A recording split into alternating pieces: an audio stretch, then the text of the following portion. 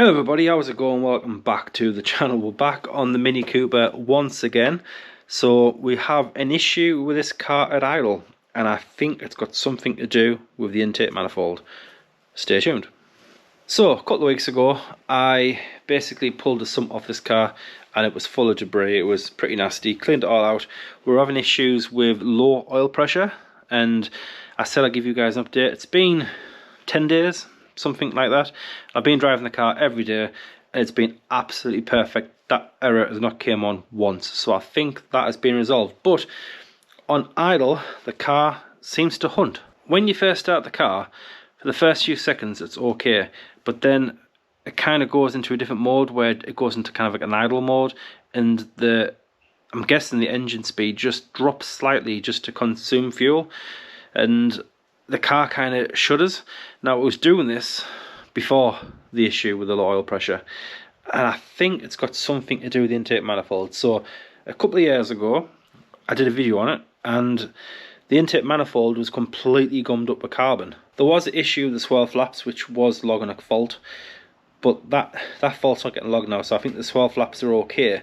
But I think the intake manifold might be once again completely suttered up with carbon.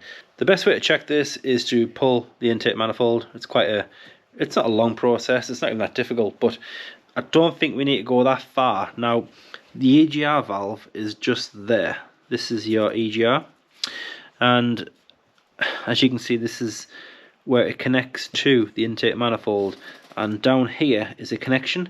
Now I'm thinking we could possibly just disconnect it here and maybe use a camera or just look up and see if it's suttered up. I think it is. I think what's happening is the car is struggling to breathe on idle. So I do have some of this. Not used this one before. I've used stuff similar in the past, but this is a good branded one. This was, I can't remember how much it was. It was more expensive than your standard stuff. And as you guys can see, it is a diesel intake system cleaner. So in theory, I'm guessing you remove maybe the sensor on the airbox or something. I'll have to have a look where I can put this hose. You will need to warm the engine up, I'm guessing. I'll read that in a second. You'll probably need to warm the engine up to operating temperature, and then inject this into the car while it's running, and then take it for a drive. And this should hopefully remove the thick of the carbon buildup. I don't really want to have to take the intake manifold off again and clean all the top of the valves again. It was quite a dirty, long process. There's a video on the channel about that. It was a bit irritating that I had to do it. But yeah, it's basically this here, this hole you remove. In fact,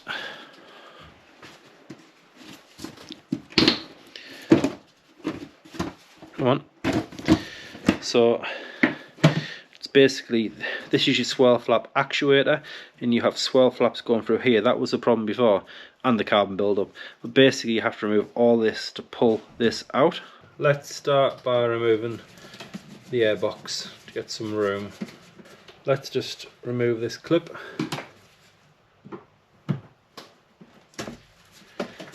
And then this one. And we can remove the whole thing together, but first let's have a look at the air filter. It's at a T20. Must be a T25, is it? T25.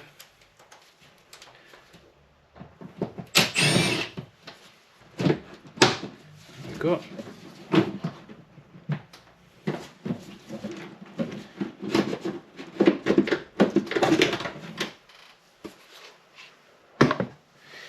So the air filter, it's pretty thick, that, isn't it? We should really change that, but it's not that much it's going to struggle breathing. But that definitely is. Why is that so dirty? This is only done to 10. Yeah, probably 10,000 mile, 11,000 mile. So let's get this off. This is just two 10 mils, I believe, if memory serves correct. And then you got a 10 mil here. So that out. You got two here.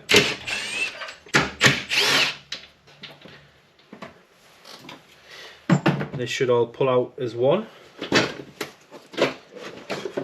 And there we go. This is what I was talking about. So these are 10 mils. I think there's 3, if I remember right. There's one there, and I think there's 1 or 2 at the bottom. There's 1 at the bottom. So we probably could remove this charge pipe from the intercooler, which goes down at the bottom. If we remove this here, we should be able to see any carbon built up.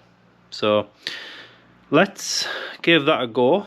I mean, ideally, the chemical that we have, which is over there still, I'm assuming, I mean, your sensor's here, and you want to inject it normally after the sensor.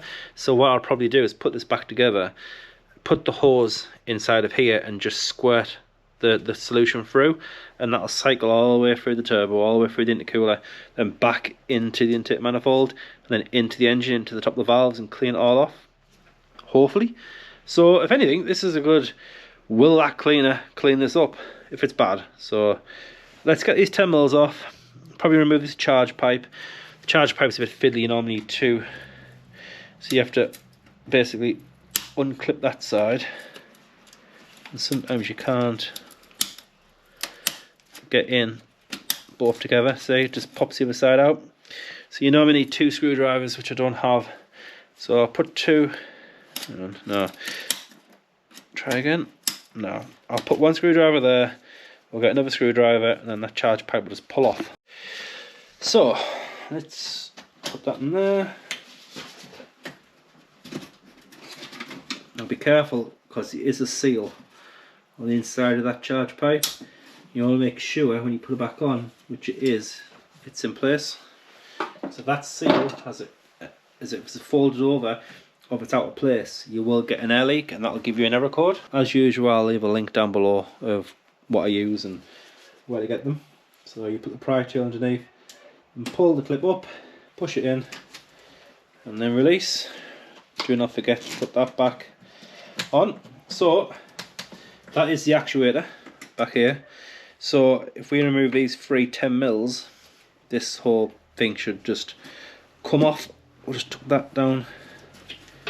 Last time I just bent it down. There we go. Just so it's out of the way. These are your gear linkages, which this car could do with some new ones. So that could be a future video. It's a bit sloppy. Is probably the best way to describe that. Yeah, 10 mils. Get this off. I tell you what, for Christmas, people were asking me what I wanted. I couldn't think of anything off the top of my head. And do you know what I wish I put on my list? A Milwaukee power ratchet. Never had one, but I can imagine I would use it quite a lot. And I did a video on the Focus. I mentioned how I was sick about jacking up cars all the time, so I want a quick jack. I tell you what, I went out and got one. I did a video of that actually, it's on the channel. Unbelievable. How I went all these years using jacks and jack axle stands. They have a place, don't get me wrong, but for stuff like this and servicing the car and inspection, I've just did the brake fluid change, just so, it's so good. I couldn't go back about it. So definitely, if you're considering one, don't worry, you won't regret it. They're expensive. Yeah, they're not cheap, and that's what put me off. If I use them, I don't know, twice a month, that's, you know, 24 times a year, that's a good investment. And to be truthful, this is the 6th time I've used them in the last 6 weeks. So yeah, still impressed with them. Can't find that bolt. Pretty sure there is one at the bottom. It's been a few years since I took this off, but I'm pretty sure there is one. There it is. There we go. So there's 3 in total. So it is off, but still attached with electrical connection. That's pretty gnarly. Still can't see. I wonder if we can remove this sensor, and that might give us a better look. I mean, is it worth taking the whole inlet manifold off? It's not that difficult, but I don't really want to have to do it if I don't have to. Let's pull this sensor out and have a look. Probably best disconnecting that cable.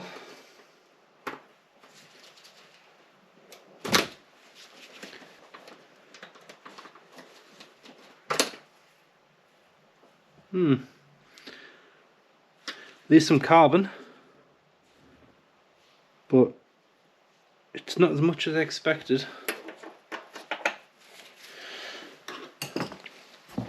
However, last time I was getting an error code, and this time I'm not.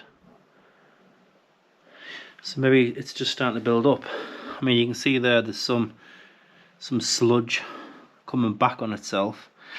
It's the EGR valve. It basically dumps its guts into the top of your engine and makes a hell of a mess. I think I might have to remove the intake manifold, unfortunately, just to get a better look, really. It's not much work, so I'll just move this out of the way. The gaskets are reusable as long as you don't damage them. Basically, you take this top part off, you take these fuel rails off, and then there's a bunch of torque heads, bolts, and then you remove these two here. Yeah, see if I can get the camera. Actually, I'll get the inspection camera and we'll put it up there and see what's going on. I've had the borescope up there and it is pretty thick. You can see there, that hole is where the EGR valve dumps into the intake manifold. That should be nice and clean. I've seen what that looks like because I've put one in before. That shouldn't look that thick. Now, I've seen it worse. I've seen that to the point where there was like that kind of, like the size of a bolt hole at the side for air to get through. The rest was just gummed up with soot. So I have a chemical that gets rid of that. So this is a good test. Let's put it back together and inject some of that stuff. Do what you're supposed to do. I won't take it for a test drive because it's a lot of hassle and stuff. I'll just run the engine, I'll rev it up, leave it for 15 minutes or so, turn it off, we'll strut it back down and have a look and see if that is a lot clearer. It's very wet, so before this happened it was dry. It was almost like crushed snow, condensed snow. This is quite watery, so it's a little bit different, but it is blocked up here.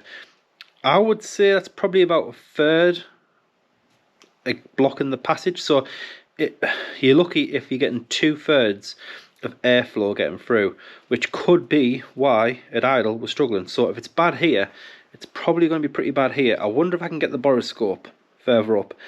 I'll put it up now, get some footage, and let you guys know how it looks. So I could see the swell flaps through this opening, and the swell flaps are pretty gummed up. Now that could be an issue because the swell flaps need to be able to open and close accordingly, and if there's a built up layer of muck and gunk on them, that will stop them from working as they should. So the engine will on idle close them down because you don't need that much air going through, so we'll close them down. But if there's a thin or even if it's a thick layer or even a thin layer of that carbon built up around them swell flaps, the computer will think it's closed this much, but with the extra thickness of all the material around them, they actually close further than they should be. So that could be the hunting issue also.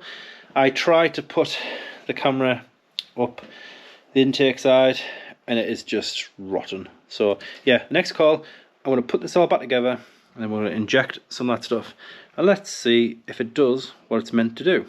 Right, so I've cleaned the sensor, got all the carbon off. It was pretty nasty. You couldn't even see the bottom. You can see metallic now. You can see a silver surface. So that is nice and clean. Put that back in, connect that. Everything else is connected. I will start the engine, get it to operating temperature, and inject this stuff here. So I'm probably going to go just keep this loose, force it in there, and squirt it in through the intake. It's a shame because the rest is actually okay. Really, this is the issue from here to here, but if you remove the boost pipe, that'll send error codes everywhere. if we remove the sensor, that'll cause havoc. I can't really think of anywhere else to put it. There is quite a lot of air coming through into the engine, so if you start unplugging stuff to put stuff in, it doesn't really like it, but up here it's fine. So we'll put it up there and give that a go.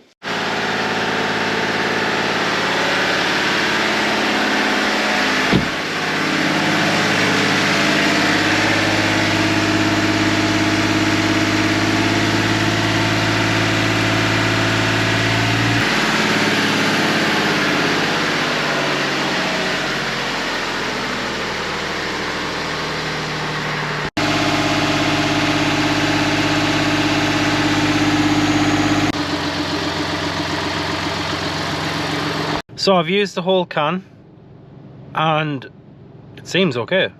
So it isn't doing it at the minute. It sounds healthier. The engine sounds a lot better. One thing I did notice, which was strange, so I was a bit concerned at the beginning because I was squaring it in and then releasing, which is what you're meant to do. But I can only square it for like 2 seconds, and then the RPM was like something crazy, like 3,000 or 4,000 RPM, and it shouldn't have been that responsive.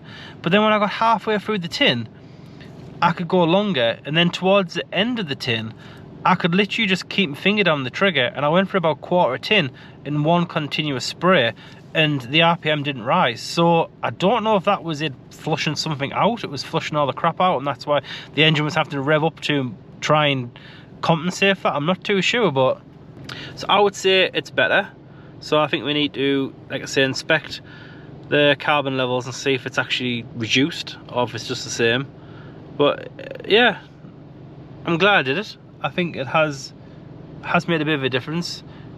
I mean, I wish I had footage of it. It was like you were bouncing, like seriously, you were shaking like this, to the point where in some cases I had to turn the engine off. So yeah, seems a lot better. Probably best to let this engine cool down a bit before we continue. So I think it's time for a coffee. So we're back where we were. I have took off everything that was off before. I've took out the sensor, I've took off the charge pipe, and we have a leak. So that was kind of my fault. This gasket goes in there like so, and when I put this back on, I nipped up, but I didn't do it tight enough. I just did it quite loose. I didn't expect the solution to come back out. I just assumed that the intake would suck it all in, but clearly I think it has cleaned. I think it's ran back down. Gravity has taken over. So as we can see, that is a huge improvement. That is, I mean, that's way better. With a bit of paper towel, I reckon that could be cleaned up to look almost brand new. So that is good. So I've had the camera in this hole and in here, and I'm happy with the intake.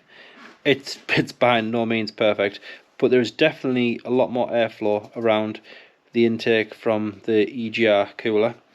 And down here, yeah, I'm not too impressed. So the swirl flaps are still heavily coated, still not great. So yeah, not too sure it did that much. Maybe it's because the solution leaked out, possibly. I mean, that's only a bit of it. There's not that much that leaked out, but still, where it did touch, it did a really good job. So I mean, that's a lot better. That is definitely usable. So yeah, it's just a shame. It's a shame, really. I thought it might have done more than it did. Right, so I've came this far. Let's just remove the intake. So we need to remove this top section, which is a T25.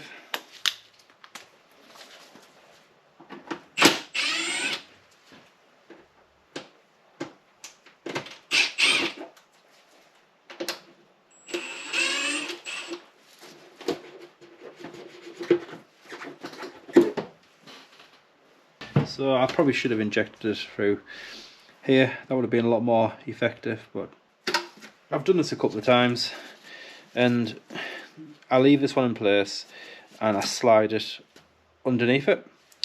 We need to remove this screw here,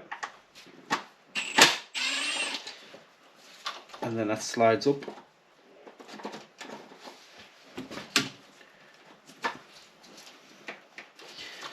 Easy to come off on the top,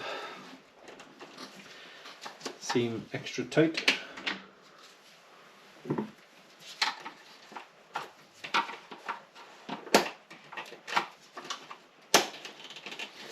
Right, so slide that up enough.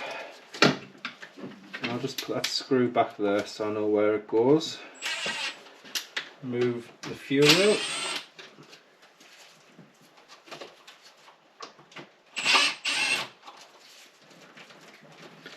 I'll keep them separate because I might get caught up. So the fuel rail is off. We have a bunch of electrical connections. So let's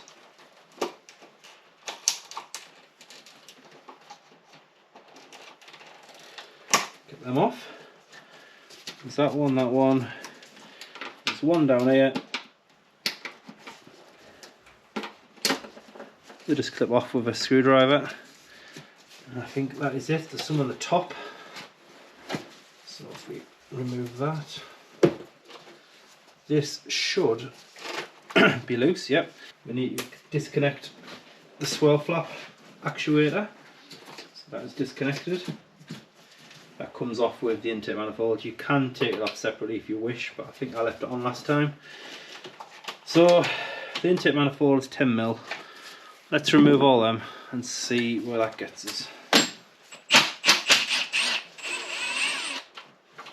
I think the bolts stay in. Yeah, they do. Get to use one of my Christmas presents. I've got a bunch of these, 15 or so in a pack, different thicknesses, obviously 1/4 inch, 1/2 inch. It's I lose them all the time. I don't know where they go. So handy for stuff like this.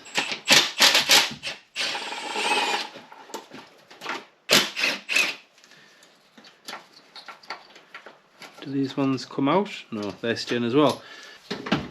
3 across the top, 2 across the bottom, and we're all loose. So really, do I need to remove that? Because that should just pull out. The question is, can I get that out while it's still attached? Probably not. So yes, we'll remove that. Is it 14? Yep. Actually, I think I did remove this because the cable twists as you undo it.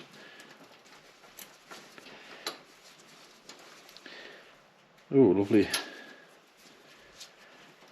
Right, so this is where you should be able to lift and pull out to the left. I'm sure that's what I did last time.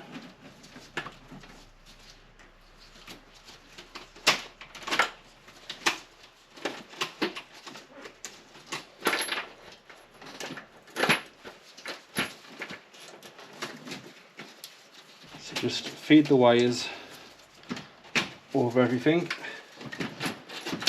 There's probably a better way to do this, but this is the third time I've did it. It's worked every time, so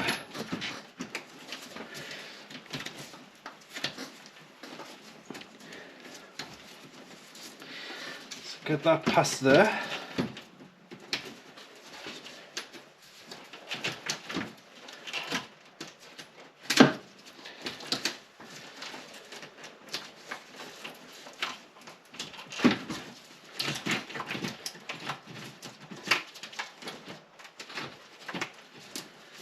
So them ones are out of the way now, they're the worst ones. And then you can probably just get away with pulling it back through.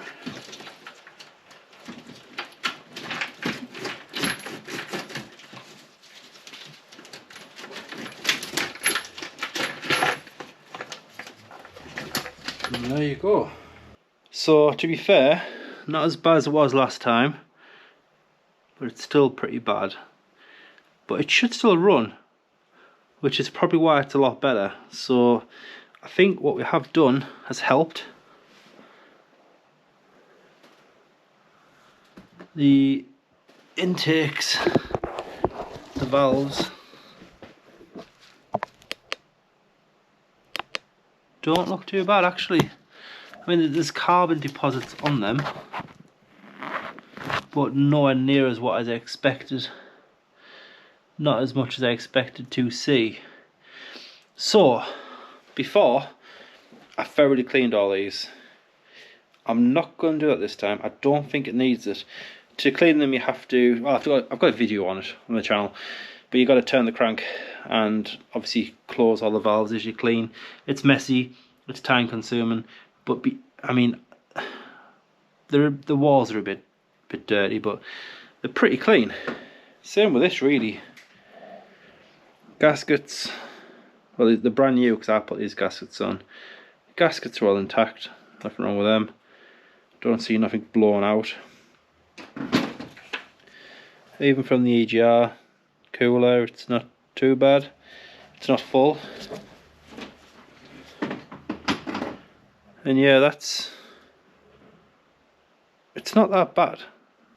So off camera with a screwdriver, I'm just going to get the thick off.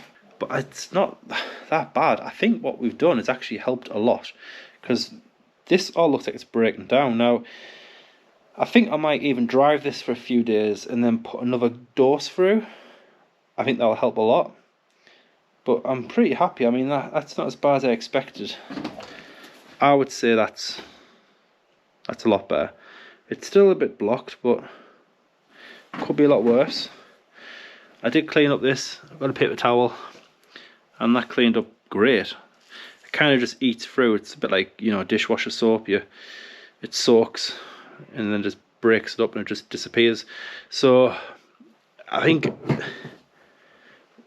this will probably naturally, with the engine running for maybe 50 miles or so, it'll probably keep breaking down and eventually just get sucked up and combusted and be done with. So yeah, quick clean and we'll get this back on. They are all cleaned up. They actually cleaned up quite easily, so I do believe that the chemical we put through has actually broken down this carbon. I've done this before and it's really stubborn stuff. It's quite thick and like tar-like. This is very mushy and wet and moist. You can smell the chemical. You normally smell like an oily smell, but this is that spray I was putting in. You can smell it really strong, and as you can see, everything's all wet and shiny. So I think it is breaking it down. So I think if it's not too bad, you probably could inject this, and after running it for maybe 100 or 200 miles, it probably would eventually get rid of the thick of it to the point where it won't cause an issue. Now, I've cleaned this up good enough. I've took the gaskets off and cleaned them all and made sure the channel in the middle is nice and clear. Back is all clear.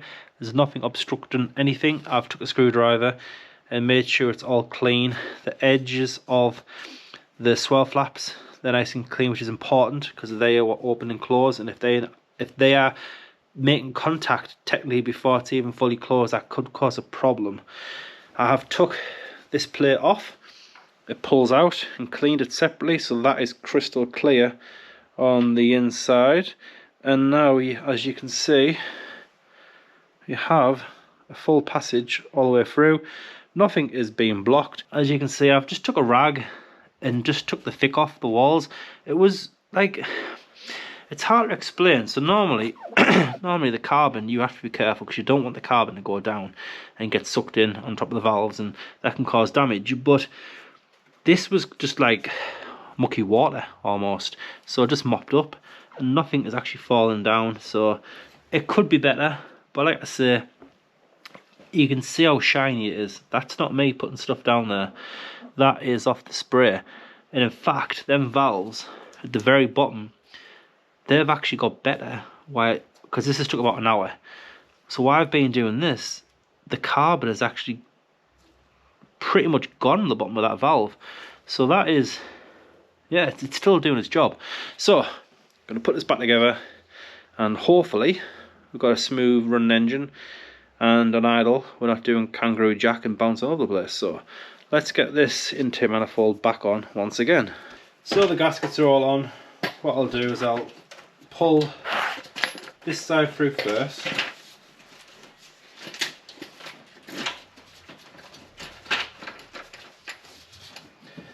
And then get that over the fuel rail.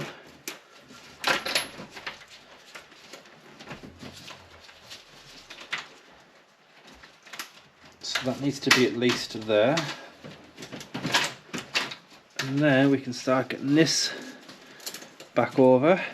It's these cables here that are the pain.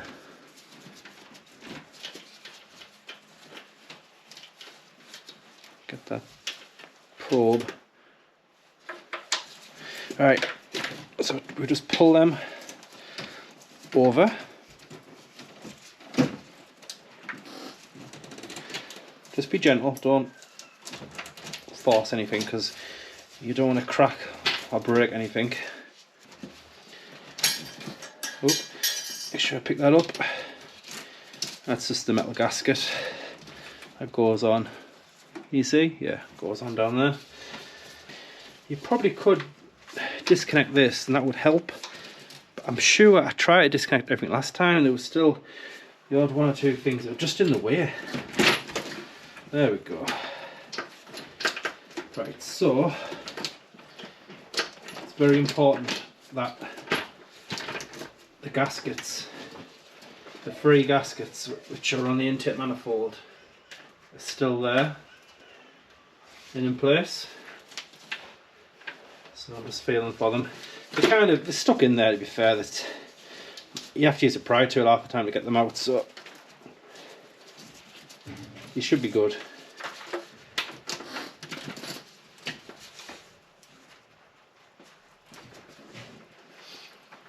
But yeah, all of them are still in place. So I had that metal gasket on the floor.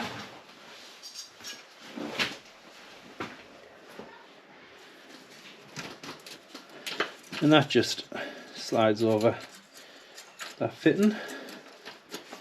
So they should line up now. Oop, if you put the gasket the right way, it's actually keyed. I didn't realise that. I thought it could go either way, but clearly not.